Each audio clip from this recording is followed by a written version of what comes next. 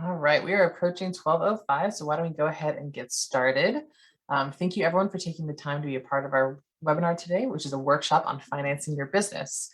To start, I'm Lauren Cartwright. I'm the Business Retention and Expansion Program Manager with the Sonoma County Economic Development Board. Our agency is located within the County of Sonoma, and we're pretty much here just to help businesses start, grow, and expand in Sonoma County. Whether it's financing solutions, market research, or anything like that, we're just here to support you at whatever stage of business that you're currently at. Today, we're really happy to be joined by Jason N. of Redwood Credit Union and Robert Gernert from the Economic Development and Financing Corporation to help us navigate the business loan application process. I'll let them introduce themselves in just a few moments. During this webinar today, we're trying to make a little bit more of a conversational format, so please feel free to ask questions during the discussion and during the presentation so we can kind of answer them in real time. If you prefer, we can answer them at the end, but please feel free to jump in on the chat function. We can go ahead and get those questions answered right away. In the instance that we aren't able to answer all the questions, please just let them know that we'll work on getting those answered kind of towards the end. We can always follow up with you after the event as well. So without further ado, why don't we go ahead and get started? Jason, why don't you go ahead and kick us off and tell us a little bit about yourself? Thanks, Lauren. Let me see, I'm Jason Ean. Been in SBA and commercial lending for the last 23 years, and the last 13 years of which have been at Redwood Credit Union. I was born in Southern Oregon, raised in Southern California, so I'm a transplant, but I've now lived here longer than anywhere else. Live in Santa Rosa with a wife and 2 teen boys. A couple of quick fun facts about Redwood Credit Union. I know we're all aware, obviously, of Redwood in the community, but a couple of things. Approximately $7 billion in assets, makes us the second largest financial institution headquartered in Redwood, in Sonoma County. 8th largest credit union in California, and we serve approximately 385,000 members in San Francisco and the North Bay. Very cool. And then Robert, why don't you go ahead and give us a little introduction on you as well and your organization? Awesome. Thanks, Lauren. My name is Robert Gernert, and I'm the lending manager for the Economic Development and Financing Corporation. We'll just go with EDFC, so I don't have to say that mouthful too many times.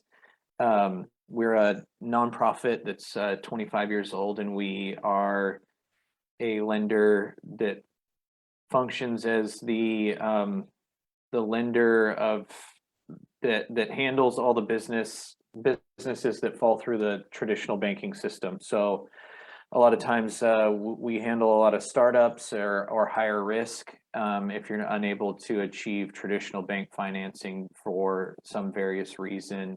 We assist and help with that financing and then get you ready for the bank loan the next time you're looking to get financing for your business. So I've been here serving as a lending manager for a little over 2 years.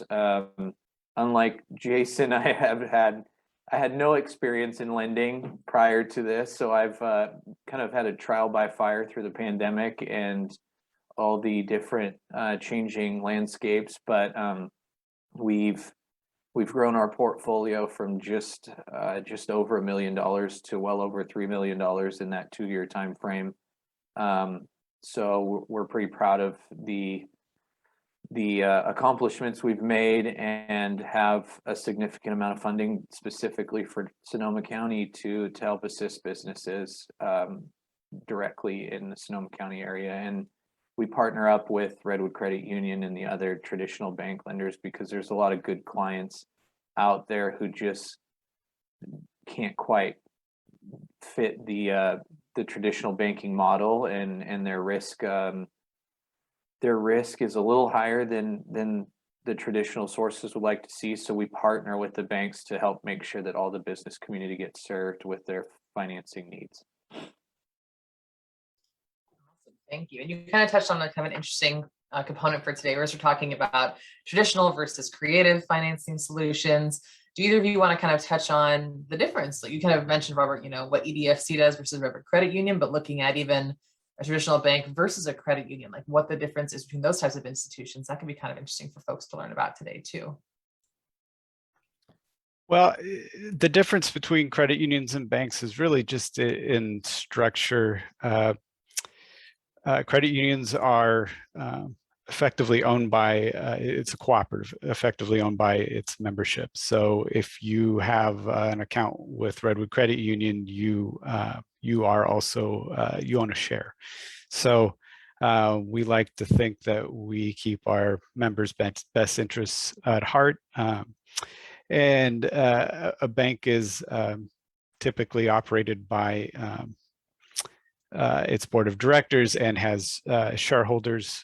We have wonderful local community banks, as well as big banking presence here in Sonoma County from larger banks too. So I think that's the main difference. Okay. Go ahead, And Robert. I was just going to say, I think the major difference between a traditional source and what we do at EDFC is our ability to be flexible. Regulations are what they are for traditional banking sources of funding, and we get to have the fun of operating a little bit more flexibly around that, where certain regulations aren't as stringent. That typically means we take on higher risk, but for what we do, it's a really good. I always look at it as though it's another bullet in the chamber for the banking partners that we have. Is there are a lot of people they really want to help that they're just not able to for a very particular reason, and we are a resource to them and to the community as a whole. So they're just regulatory differences that are not able to be flexed around at a traditional system. We can be a little bit more flexible. We can be a little bit more, we can tell a story a little bit more of the business than typically you see, and that's where we get to have fun and actually, put our boots on the ground with that.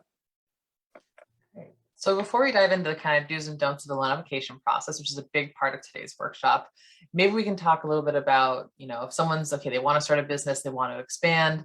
Okay, how do I find the money for it? Like, what kind of financing am I looking for? Is it best to just go through your Google search and kind of pick out the local banks in your area? Do you want to go with the bank that you regularly bank with? Jason, I don't know if you want to start with this, and then we can kind of go to Robert.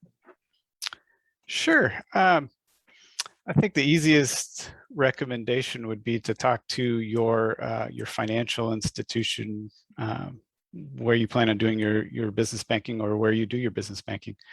And I can kind of go through and highlight what traditional lenders might be looking at with your application package, and that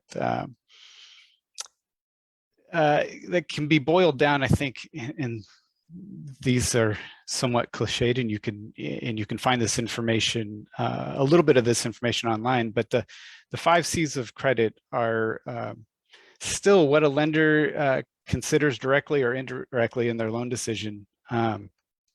So I can touch on those really at a high level, and we can get deeper if people have questions, but essentially the 5 C's of credit are capacity, capital, collateral, conditions, and character. Capacity being, can you pay the debt back? So credit unions and banks are historical cash flow lenders. And the business cash flow is the primary source of repayment. So we take tax returns and financial statements and convert that to relevant sort of cash flow, if you will. That cash flow needs to be historically approximately, for Redwood Credit Union, 125% of your annual debt payments for your business. That's kind of an industry sort of standard. Probably most lenders are going to be around 110 to 130%, or 1.1 to 1.3 debt service coverage ratio. So that's kind of how we test if the business can historically, repay the debt that's being requested. Capital is just simply what you own minus what you owe. The more capital, the more likelihood your business can sustain a cyclical downturn. Collateral is what I think we all know it to be. It's assets pledged for to secure the loan. It's not a source of repayment. It ensures repayment. We would rather not have the collateral. It's there to ensure repayment. Conditions are kind of your business trends, industry trends, industry comparisons, local, national, international economic factors that might impact your business or your industry. And then last but not least, character is really boils down to your management experience, your ability to run your business and run the day-to-day of your business, which can be two different things. So that's kind of the 5 C's in the nutshell. That's what we look at initially with an application package. And then Robert, do you want to jump in? So talk about the 5 C's of credit, which is very interesting to think about all those different components. So say you have an individual who's applying with a traditional financer and they go through those 5 C's, but there's still a kind of a hiccup. There's still something not right in the process. At that point, is that where they would start to work with you, Robert? If so, can you give any examples of how you might be able to help someone work around maybe an issue with one of the 5 C's?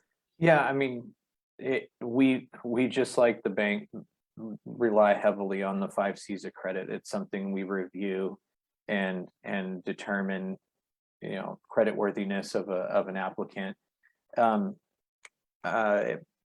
Example might be somebody has a credit issue, and that would fall probably under your character. You know, you had a life event. Somebody went through a car accident and it cost several $100,000 in medical bills. Well, a lot of times now medical bills will hit your personal credit and cause some pretty significant damage, and it could affect your ability to get a loan and at any rate, for whether it be personal or business. And we would try to assess the event and show the recovery from the event. That's where our flexibility comes into play, is like we might be able to isolate an event, a divorce, something of that nature that causes some pretty catastrophic damage in your personal credit. Doesn't mean you're of bad character, but we have a little bit of flexibility to tell the story there. So that's one way we could do it. And collateral is typically another pretty contingent, you know, heavily weighed piece in the lending process. And a lot of times we require that collateral is present to some extent in the loan, but we work with a state guarantee program to offer a loan guarantee that covers a percentage of the loan, so that the collateral doesn't have to be as highly valued at that point in time. Like Jason said, though, collateral is just you're ensuring payment. Not we definitely don't want to at any point in time have to exercise any means to collect on that collateral, especially when it's personal property. But we can accept a lot less, I guess, in monetary value, and compensate with some programs that we're able to enroll a client in. That makes it lowers our risk level, and it makes the loan proposal more compelling to help fund, and keeps us continuously able to lend to a higher risk situation. And your capital and capacity are pretty standard. We operate on a 1.25 ratio of debt to income. So it's the same ratio that the banks refer to, or use as reference. We might be able to take a little slimmer ratio on the short term if we see a long-term profit, if there's reason to believe that the trend's going to continue upward. So that's because of some of the flexibilities, but lending is boiled down to the 5 C's of credit 100% of the time. It's just where we're able to allow some things to be flexible in the process. Thank you. And when you're looking at the loan application process, and you have the 5 Cs, and you're trying to get all of your documentation, all of your paperwork together, do you find it to be kind of like a back and forth process? Is it a submit all and hope for the best? Or are you able to kind of work with clients, like almost have like a pre-application meeting just to make sure they're getting all their ducks in a row? How would you describe that for folks you work with? I would say it's really conversational, like communication, especially in what we do with quote unquote higher risk. It's communication's key. I mean, if somebody comes in and asks for a couple, $150,000 and they couldn't get it at a traditional source, I'm looking to see what kind of character, not so much maybe even their personal like what kind of character does the person have in communication, and how much do they want it? We have to weigh how much they're willing to, this is their livelihood, this is their business. How involved are they in their business? How much do they know? How much do they want to tell you about what they know? And the application process always seems to be a back and forth of paperwork. Is even if we think we have everything that we need, there's always something that pops up that we might have to ask you for. And I always preface our clients in the beginning is, I'm going to try to get everything at once, but I guarantee you I'm going to ask you for something neither of us anticipated at some point in time, and it's just the nature of what we do. I feel like, and if you've been lucky enough to purchase a house, I remember when we purchased the house we live in now, we were trying to track down like a $25 check, and I was like, well, that was the birthday present from my grandmother, but we'll make sure you get a copy of the check for you. But it's just those little things that come that you just don't think about. And I still, like, ever since, I just kind of keep every copy of a check just because I'm so worried something's going to happen. But Yeah, and I think similar to Robert and EDFC, we at Redwood take a consultative approach with our applicants. We don't expect everybody to get it right the first time, and that's okay. We'll connect people with resources when needed, maybe even outside the organization if they need help with whatever it might be, business planning, financial statements, etc. But yeah, always taking a consultative approach, trying to find the right program or the right loan structure that would help that borrower succeed. And we actually have a question that just came in on the chat, so we'll pivot just a little bit from Ronnie. Can you explain what you mean by the 1.25% ratio you're talking about for the debt to income? Could you give an example on how to better explain this to the folks in the crowd? Well, I could kind of explain how we calculate it, and Robert can tell me how I'm wrong. So essentially, we'll look at net income. So take your profit and loss statement or your tax return. We'll take your net income and add back any non-cash expenses, which could be depreciation, amortization, as well as non-recurring expenses, something that might have been a one-time event. We'll add those back to cash flow, come up with a sum, and that sum needs to be 125% of the annual debt payments on your loan. That kind of makes sense, Ronnie. Feel free to chime in again. I'm trying to take a little bit of notes so I can put that in the chat for everyone as well. Yeah, that sums it up perfectly. I was going to say, if you have $100,000 in net income at the end of the year, you need, if you want $100,000 in debt, let's say that way, you need to have $120,000 in net income. I mean, if we're breaking it down, just straight dollar figures, that's the best way I can do it. Usually, for every dollar of debt you take on, I need $1.25 or $1.25 in income is kind of how I try to break it down as simply as possible, because that does trip people up in understanding how that function, how we measure and how that function works out. And it's every dollar you make, or every every dollar of debt you're asking for, you need $1.25 in income. And that really kind of keeps it simple for the clients, because they're not thinking that way initially. Like getting them, I think that's our biggest challenge most of the time in what we do in lending is having people understand the lender's mindset. And it's all there. The tools are there. The ability to pay the loan is there. It's understanding how we assess financial credit worthiness and being able to prove your case. I always say I'm looking for a reason to say yes. Like that's my job, is to find a reason to say yes. Let's find a way to prove it on paper, in the numbers, and by your character, that you're going to run this business better than anybody else possibly could. So Jason hit it right on the head.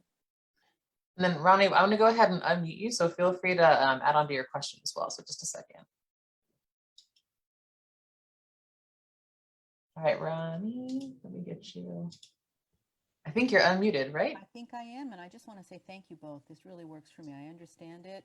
Robert, perfect. I like what you're saying. Find a way to say yes. Thank you so much. That's all. Thanks, Ronnie. Okay.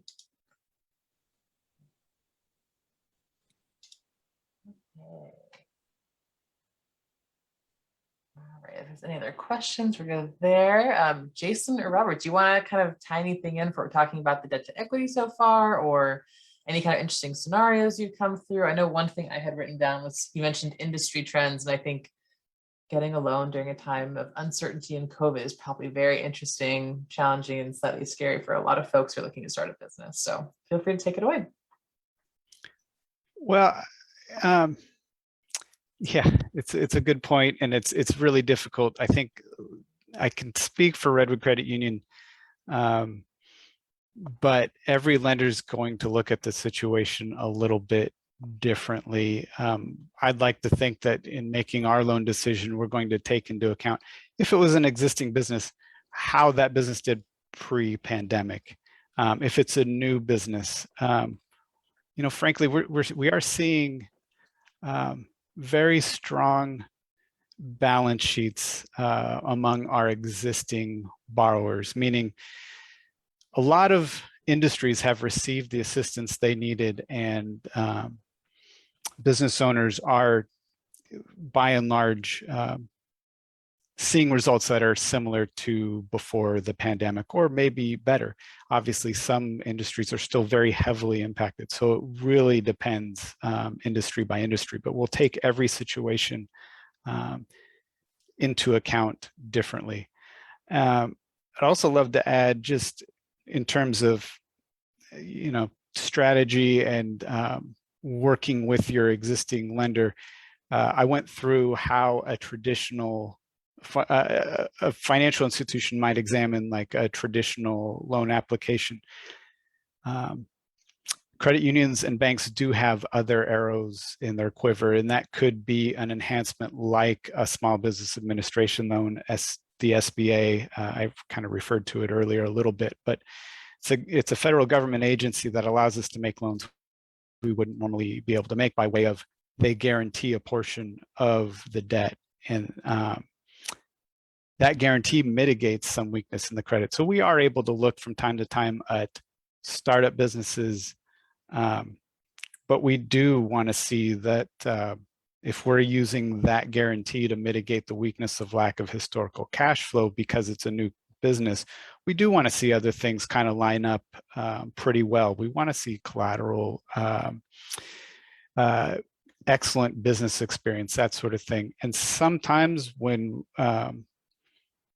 those circumstances almost align, but maybe not quite with what we would be able to do in terms of an SBA loan, we are getting very much Robert involved, EDFC, and the various loan programs that they have, including obviously the new Sonoma County Loan Fund. And I think we're just seeing, to dovetail off of that a little bit, is like we're it's hard. It's hard to track. I mean, a lot of our we had a lot of choices to make when the pandemic started. Was, do we even keep lending right now because of how risky it is, and how kind of, a few bad loans in a small organization like ours can mean a lot of fallout for the organization's existence. And we decided strategically that we were going to, an existing business, we're going to weigh how they were doing prior to the pandemic more heavily than what the pandemic's causing right now. And interestingly enough, I feel like people weathered that initial onslaught of shutdowns and things better than what we're seeing over the past couple of months with a Delta variant, and people kind of expected that they were out of the woods. And I think we all wanted to believe that we were going to be clear of this whole COVID kind of landscape, and it's coming back around, and it's the second wave of like lack of business, or things getting a little leaner through restaurants and things like that seem to be having a more of a financial impact than initially. So even when we're looking at startup businesses, I'm looking to see like what in their business plan is there something that addresses if COVID continues, because we all wanted this to be like a couple month ordeal and put it in the rear view and hit the road, but it's not like that right now. I mean, we're a year and a half, almost 2 years later into it, and people, we just want to see the account of how is your business gonna stay resilient and persist through a potential another full-on shutdown? Like what pivots, I hate that word because we've used it so many times throughout this. How are you going to pivot to sell your pizza differently if you're a pizza if people can't sit and eat? Do you have another option? Like how are you going to attract sales if you can't do it the traditional way you always have wanted to? Or if you're going to start up, what's your secondary source of sales? Like, here's our primary goal, but in the event of shutdown, this is what we're looking to do. So having people be realistic and just know that they're prepared, because I want somebody to know when we approve a loan and start a loan process that it doesn't matter whether it's the worst of the pandemic or the best of economic times, they're going to be able to be successful. And that helps. I think that helps relieve pressure too from the business owner, because nobody takes the debt on lightly, and nobody's really willy-nilly about how they're taking on debt these days. They really want to know that they can do it.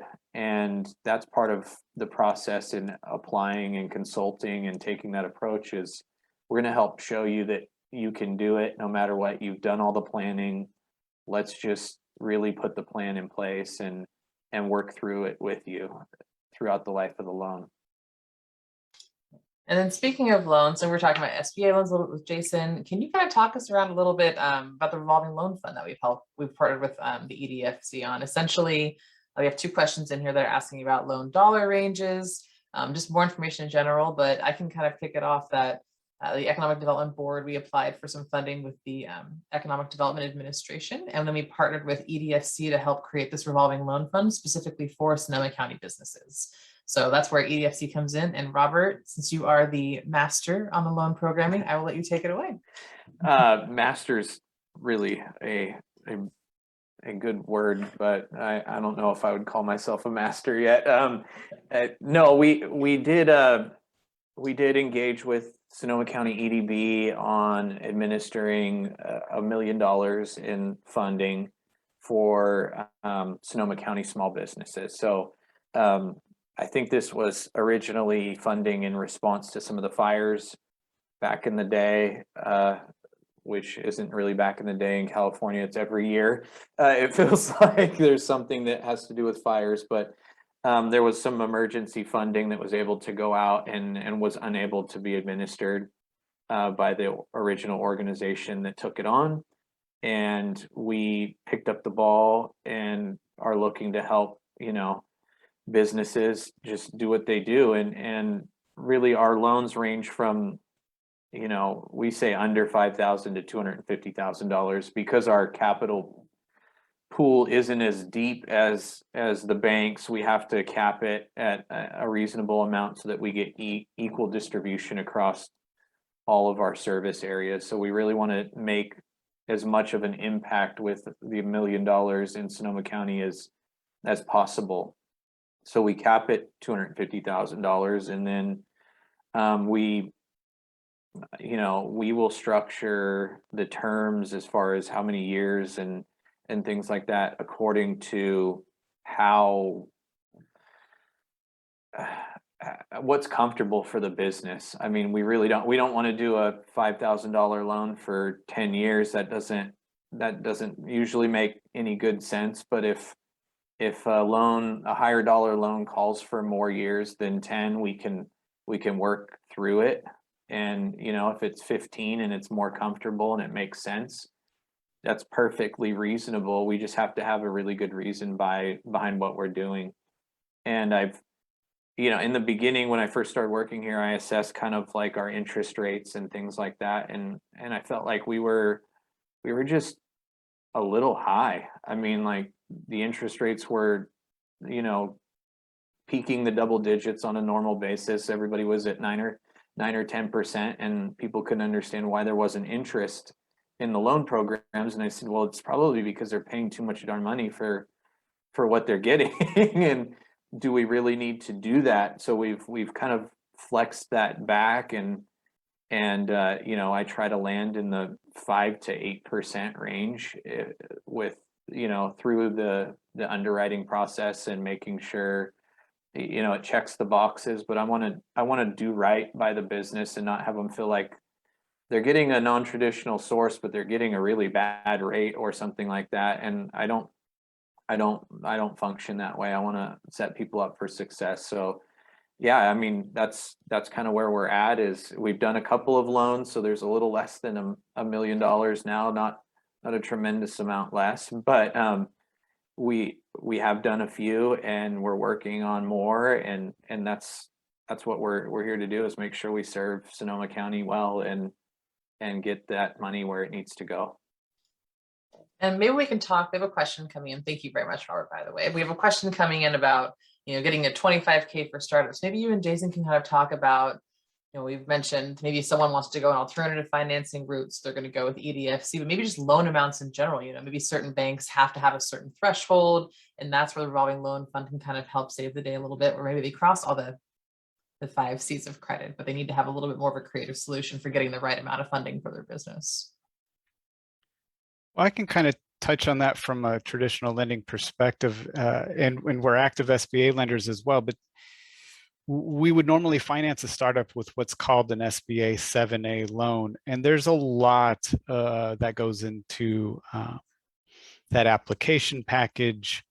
A lot of work, a lot of due diligence, both on the borrower side and the lender side. So when a request comes in for something like a startup of that dollar amounts, call it under 50,000, we oftentimes, depending on the situation, will facilitate getting them to more of a micro lending partner like EDFC. We usually like to start 7A loans in the $75,000 to $100,000 range because it is such a heavy lift. We'll do whatever we need to do to help our membership, but that's kind of where we set a minimum. But that will vary very much between, from lender to lender.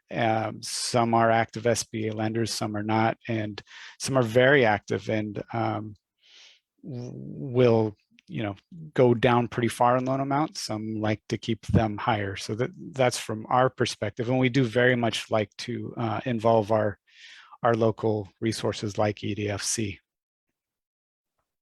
And $25,000 for like a startup, it always, to me, the dollars just have to match the request. Like the request amount has to match the use of funds.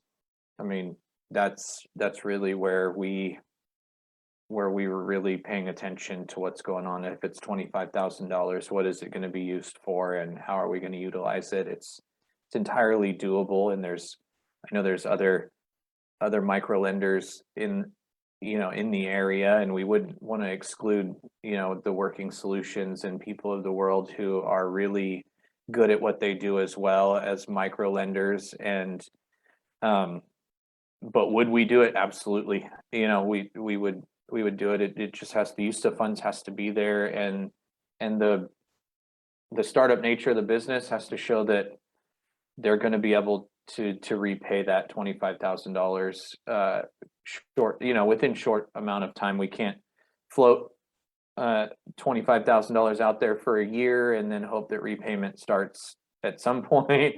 There has to be a pretty a defined timeline on repayment starting, and we can get creative with interest only payments, or how do we structure it. And I know the SBA programs sometimes can have that flexibility as well, but that's what we're looking at is, whatever amount of money you need, that we can attach it to a use. And because working capital's a fun phrase to say, but it's really hard to determine that the money's going to get used the right way in working capital. So we really like people to know what they're asking for and why, and be able to prove that too. So that's really the point there. And I added into the chat a link to Working Solutions. That's another partner that the Economic Development Board has. So it's almost like we have 3 tiers of financing to a certain extent. We have like micro loans that are like $5,000 to $25,000 or $50,000. Then you have Robert with $50,000 to $250,000. Then we have Jason and our other great financial partners in the area to try and go with even larger amounts or under $250,000. So there's a lot of different options. Our team is definitely here to help. So if you have questions, you're just trying to dip your toes in and figure out what you want to do with your business, we can try to help you navigate to which institution would be the best suited for your needs. There's also a really great resource, I'll put it in the chat in just a minute, but the Napa Sonoma Small Business Development Center, they're also partially funded by the Small Business Administration, and they know a lot about SBA loans. They also partner with these great institutions in the area, and they can help you build those business plans to set you up for success for these application programs as well. So I would definitely encourage any entrepreneurs or current business owners to connect with them just to see how they can take advantage of these resources. The SBDC that we call them, they have a lot of really great low or no cost workshops as well. So it's a great resource for businesses. And then let's see. Okay, I've got another. So I guess we're getting into some of the different creative funding solutions as well. So before we jump into some different options out there for businesses that are looking to take advantage of improvements or anything else like that, Jason, Robert, do you want to add anything about what you guys specifically do with your businesses and how you can kind of help Sonoma County with whatever folks want to do with their new businesses themselves?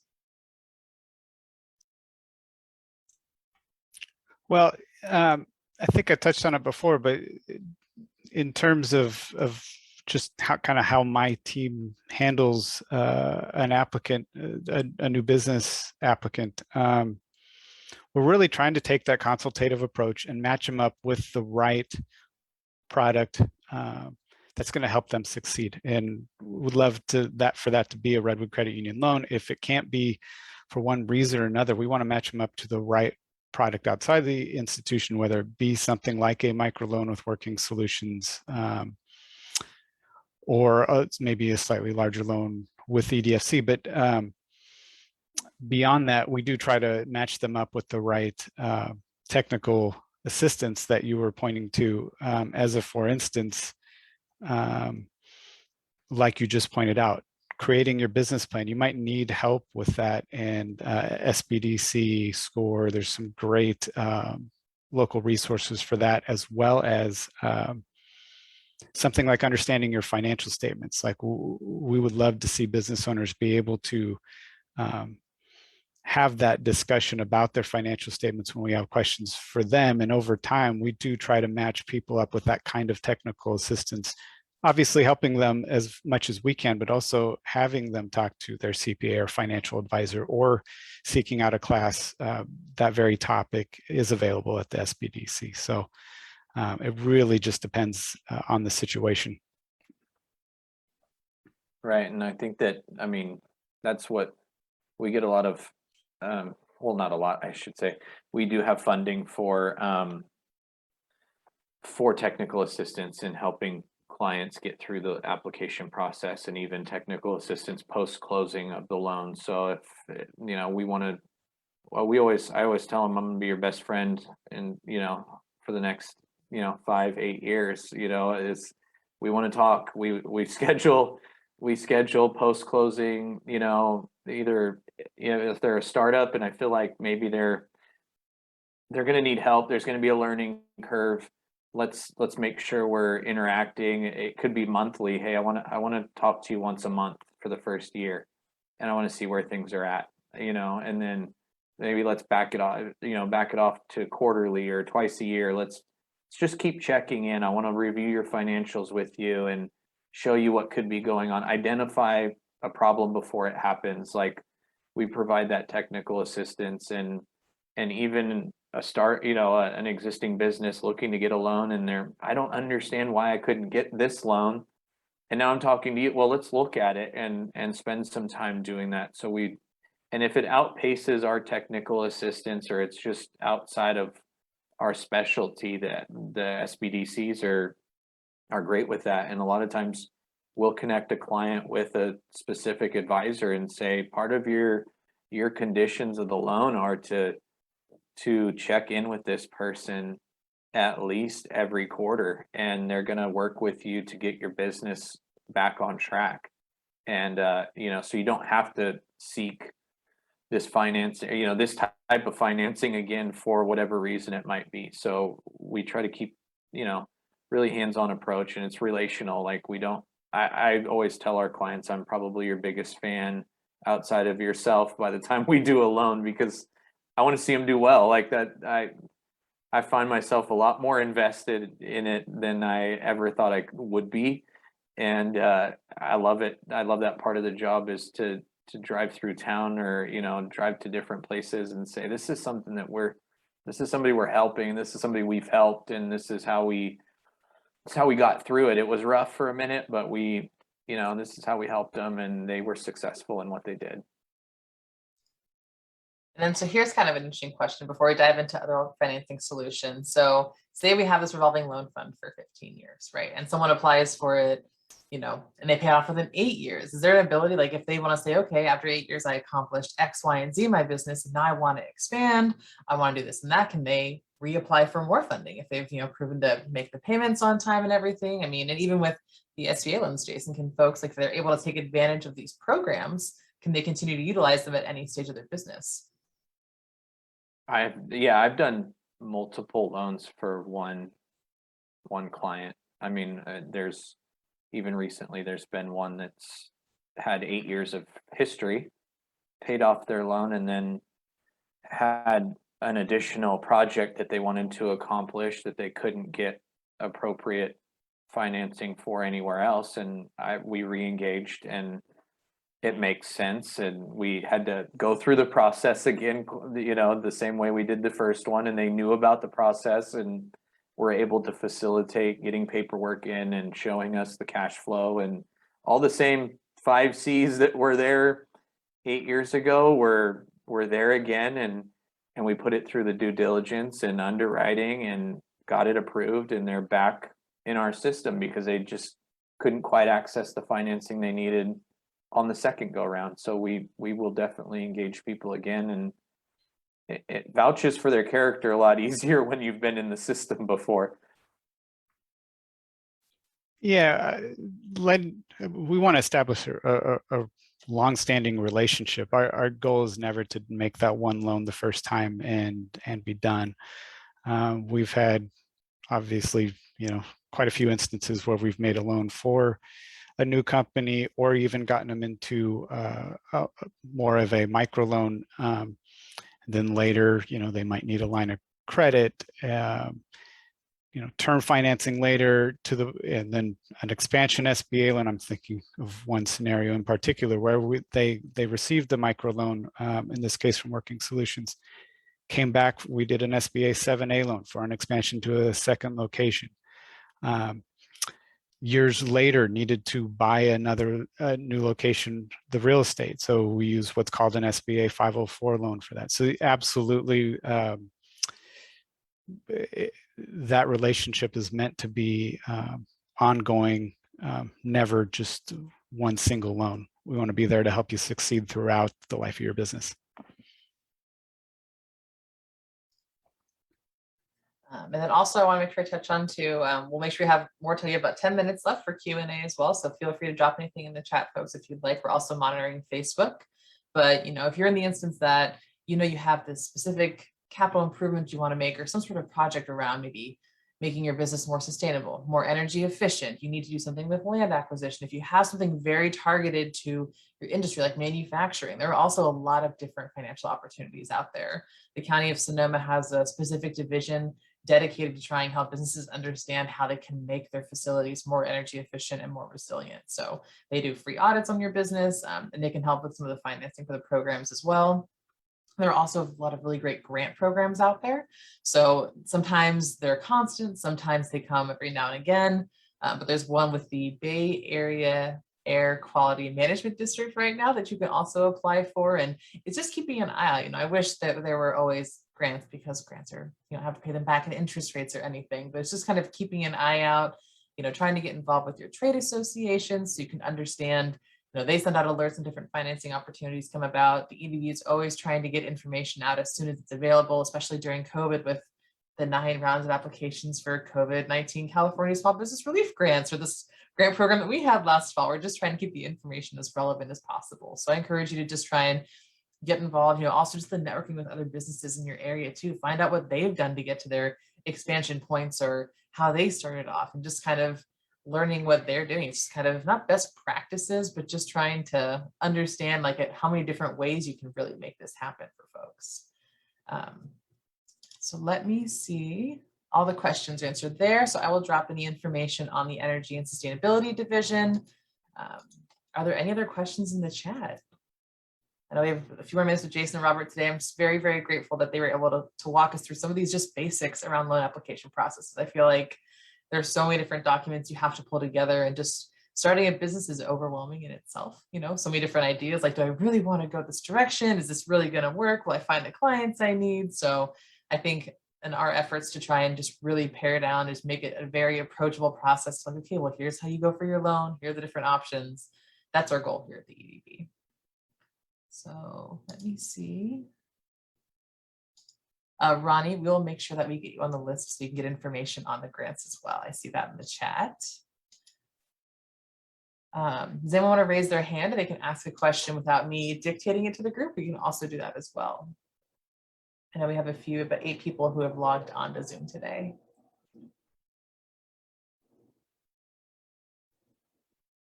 Okay.